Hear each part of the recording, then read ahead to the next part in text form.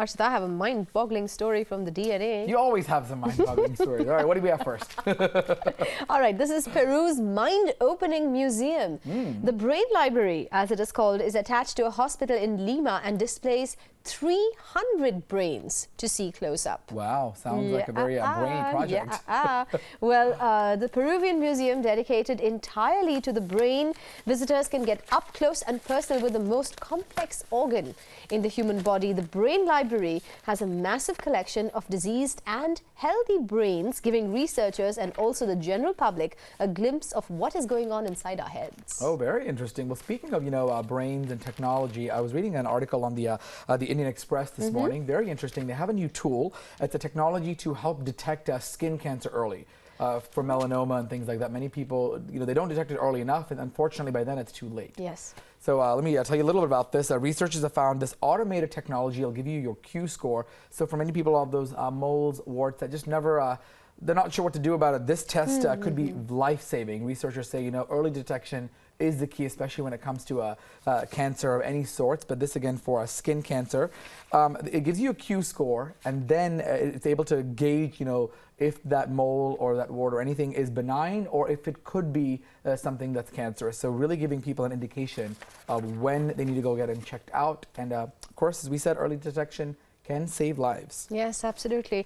And it's terrible because there's so much fear about the C word these days. It's everywhere, isn't it?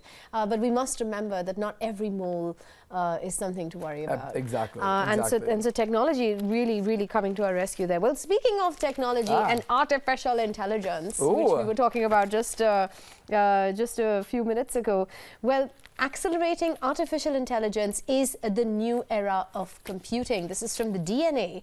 And today we stand at the beginning of the intelligent industrial revolution. Things are changing very fast. Absolutely. And artificial intelligence is very much here to stay. In this era, software writes itself and machines learn.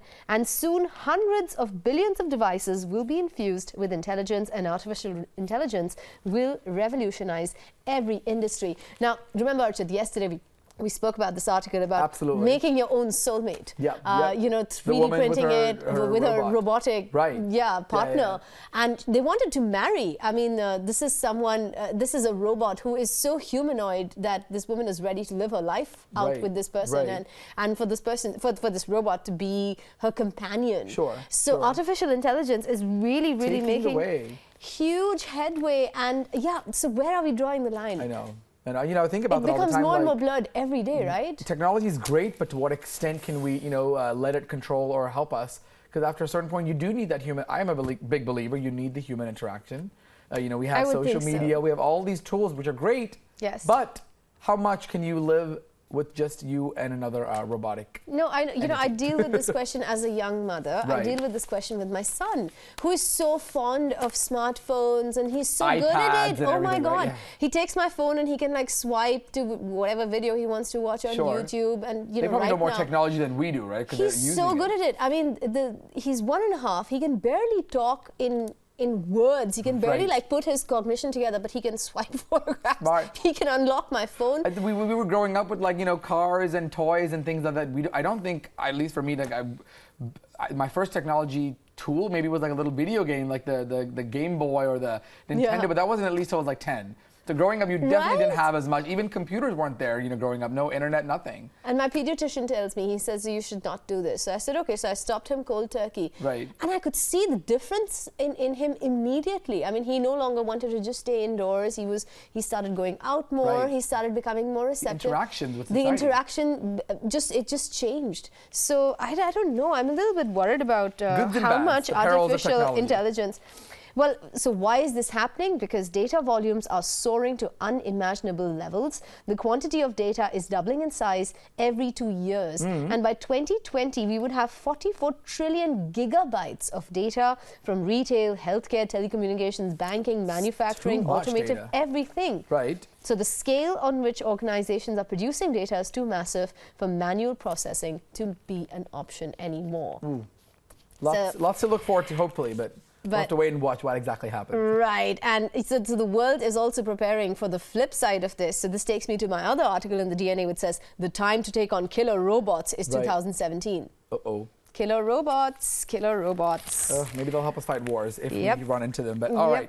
So an agreement has been made on December 16th at an international disarmament conference in Geneva that could set the course towards a ban on killer robots, and 123 participating nations, including India. Wow. Look at that. That looks scary. That does look scary. It looks like something right out of a movie. So what are these killer robots? Well, they are AI-controlled weapons that can simply strike without human involvement. Oh. Now, how much can they actually do, and how much do you restrict the human involvement? So, which is why they need to lay down rules and laws. Sure. How dangerous are they going to be? Can they turn against humans by? Yeah, absolutely. I mean, look at that. That looks like the Terminator. It does look like something right out of Hollywood, doesn't it? Yeah, and 2017. That's like a week. It's not even a week. You know, we're right around the corner. It's just a few days. Oh God. Well, on a lighter note, something a little bit for those folks getting ready to have their a sweeter note, if you may will. There's a list that came out in the Hindu for the best cakes, bakes for 2016. Yummy.